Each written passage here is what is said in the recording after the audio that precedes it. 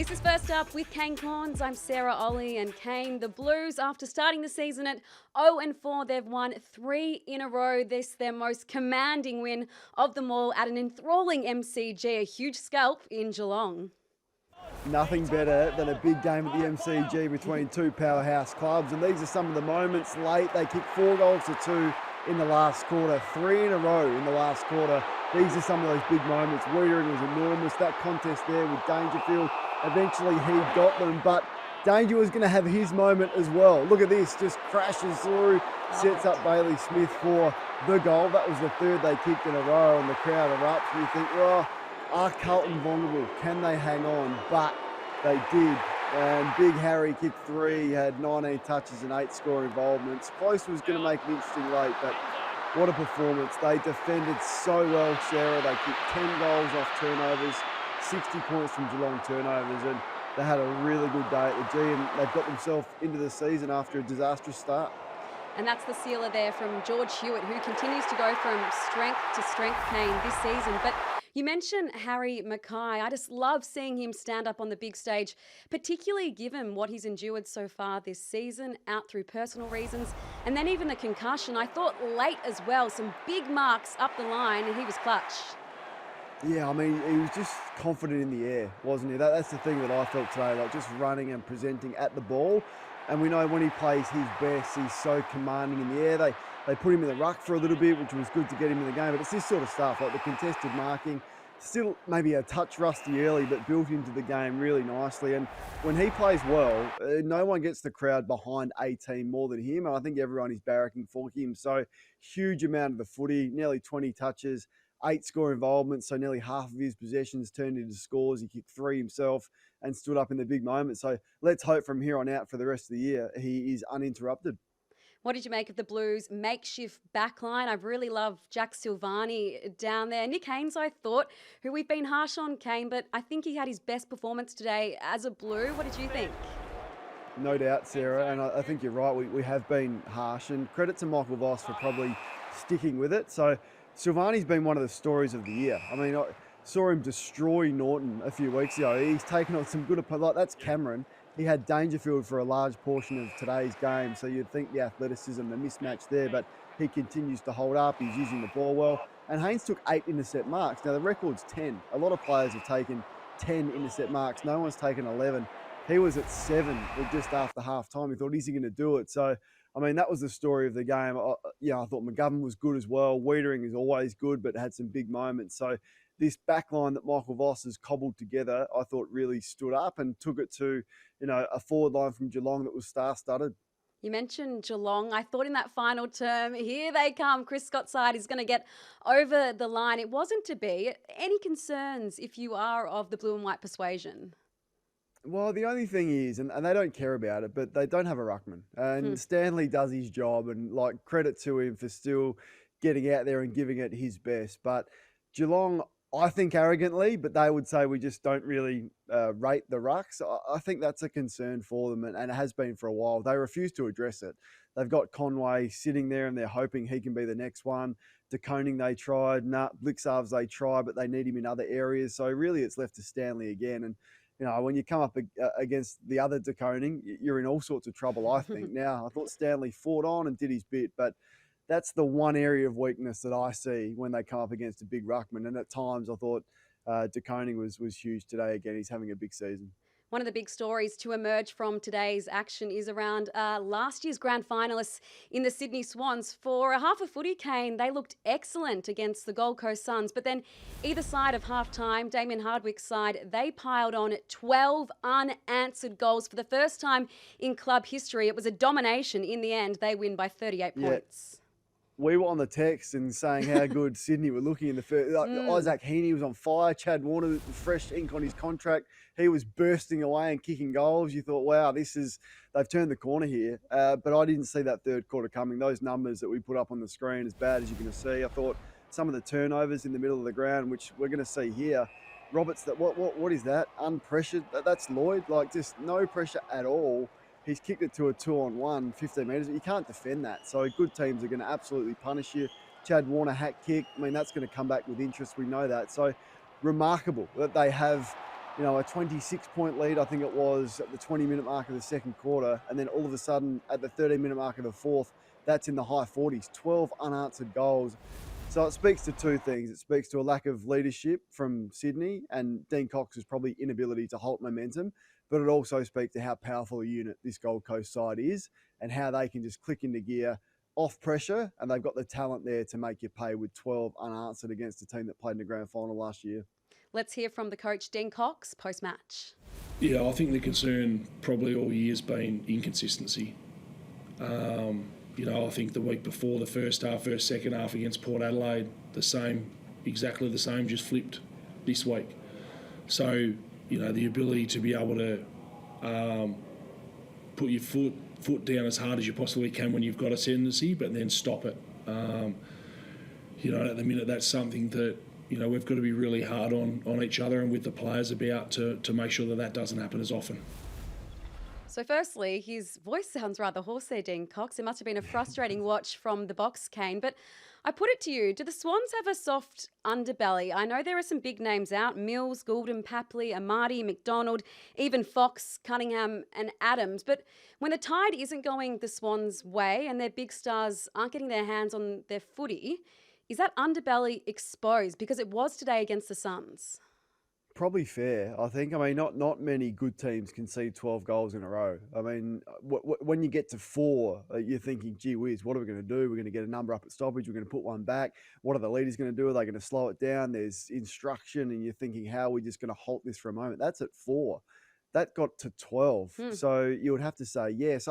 The Callum Mills discussion is a really interesting one for me. I mean, since he's been named captain, the story of events has been he's got injured on Mad Monday. He's played 7 games, and last year I thought he probably at times didn't look like he was in their best 22, and then he hasn't played again this year. Would you take it off him, Kane, the captaincy? Would you take it off him? Yeah, I think, absolutely at the end of the year. It's Isaac Heaney's team. Like, you just look at the way Isaac Heaney plays. Like, so that was a huge error. Now, they couldn't have foreseen some of the injury stuff, but he's got a pretty long history with injury. So that's really hurt them. And then Goulden is a young leader, but he almost looks like a next captain as well. And then Papley's the energy and the fire starter. So you take those 3 key leadership pieces out, then most teams are going to struggle. But I didn't predict this from Sydney, and maybe it's just one of those years where you write it off, you go to the bottom like they have done in the past, you get your draft picks, you get your list sort of more stable, you get some injured players back, and then you shoot back up, which I think they're capable of doing next year. But post-disastrous grand final losses doesn't read well. So if you look at, and I was part of one in 2007. We were ruined for 5 years. That's the worst of the lot. So 2007, you can see what happened. And then it got worse from there. Sydney did a pretty good job to rebound and finish 4th in 2014. But down the line of those that have been smashed, the fallout from Adelaide, like they haven't been the same team since. They're still trying to get back in the finals, and the preseason camp and the disaster of all that, sack coaches. The Giants the same, the Bulldogs, everyone has struggled to the point where if you get destroyed in a grand final, the psychological scars the following year, and they did their best to address it. They've been honest about that, but you just can't recover from it. Bailey Humphries was a shining light, wasn't he, for the Gold Coast Suns when Damien Hardwick arrived at the club. He identified this player as potentially a Dustin Martin type. I mean, he's getting the ink, isn't he, like Dusty, and today he played like him too. Played exactly like him, and you can see it now. Like, best player on the ground by a mile. Kick 4, but I mean the power in his game, like to launch up from 55, he can break tackles. He's really good in the air and smart as well. So he's like a Cam Rayner type to me, and probably to compare him to Dusty's a bit early. He's more the Cam Rayner at his best. So if he can start doing this consistently, which he probably hasn't been able to do, look out. But today it looked like he'd arrived. And look out come finals should they make it, because I feel like a player like Bailey Humphrey is made for the big stage. The other game today, Kane, has just finished at Marvel Stadium between Hawthorn and West Coast. The Hawks did as we expected.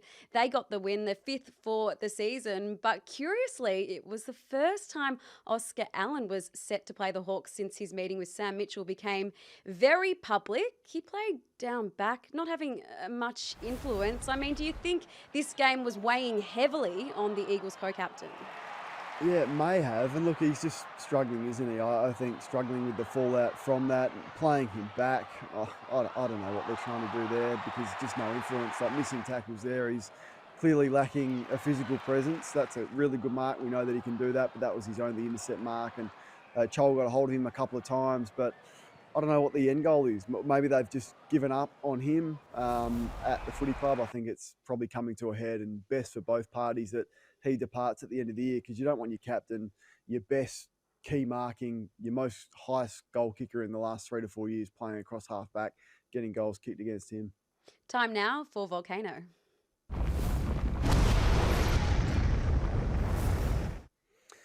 Well, Jason Horne-Francis has been heavily criticised after Port Adelaide held on for a pretty enthralling win at the Adelaide Oval yesterday. And it was in part due to some off-the-ball disciplinary stuff and playing against his old side. He gave a 50-metre penalty against Simpkin, and then Zach Butters had to come in, and Ken Hinkley and Connor Rosie at three-quarter time are having these discussions with him. And he just, at the end, I think he thought Ken was finished talking, so he walked away. They pulled him back in. I thought terrific leadership. So he's been criticised for that. But if that is your biggest takeaway from that game of football yesterday, that it is a criticism of Horne-Francis, you are watching a different game to me. There was far more serious issues than that.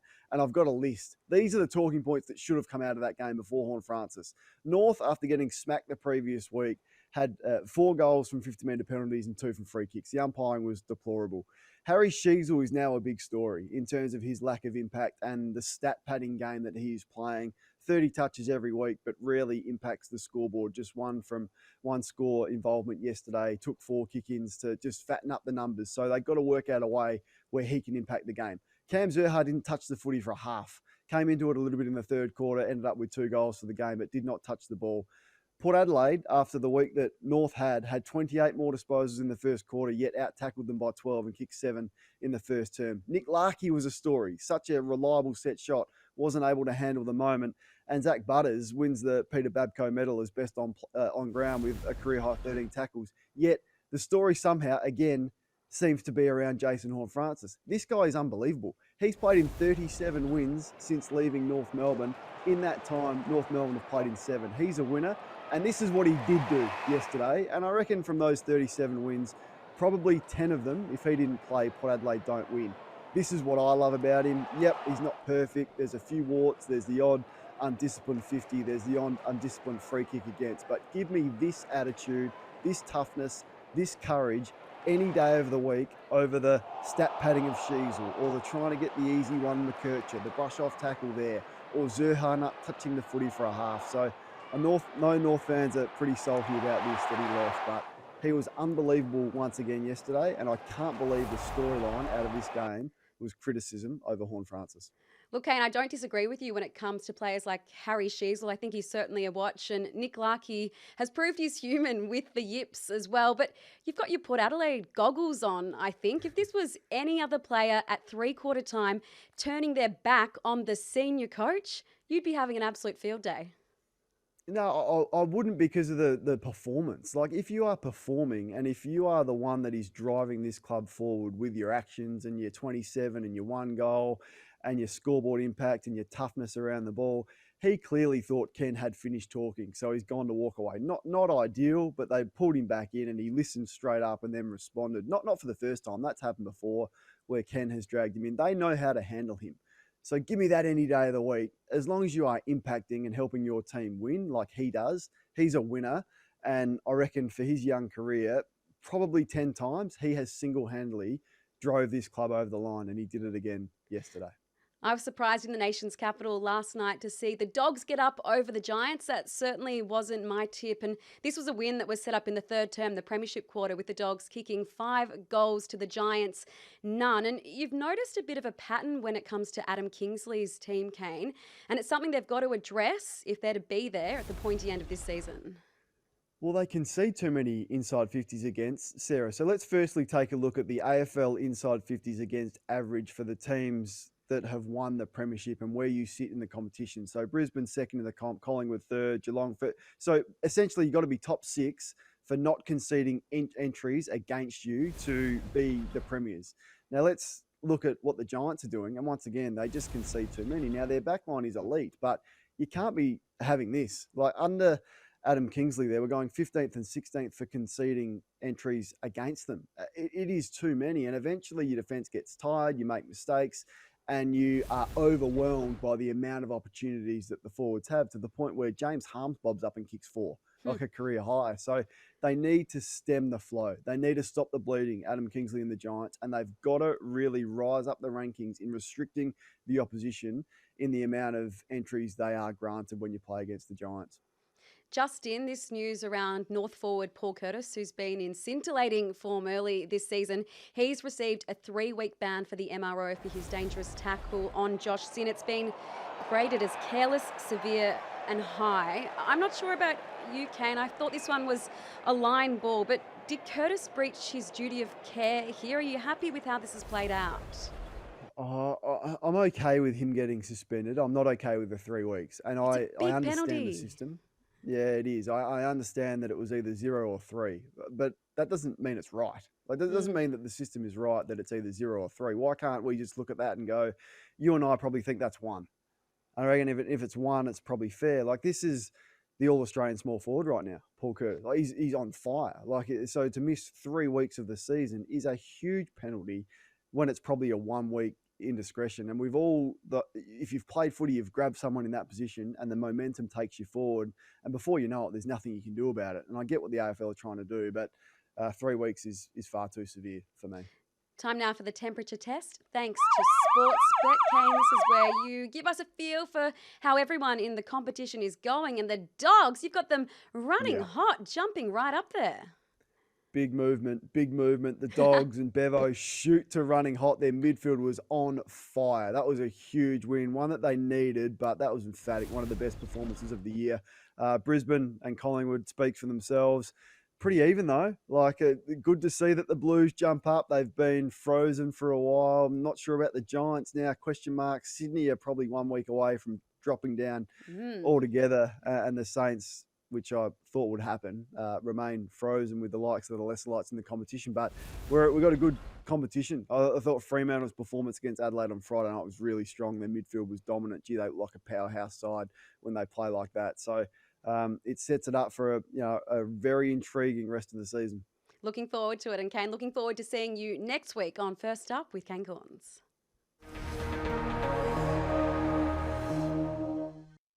What's gambling really costing you? For free and confidential support, call the number on the screen or visit the website.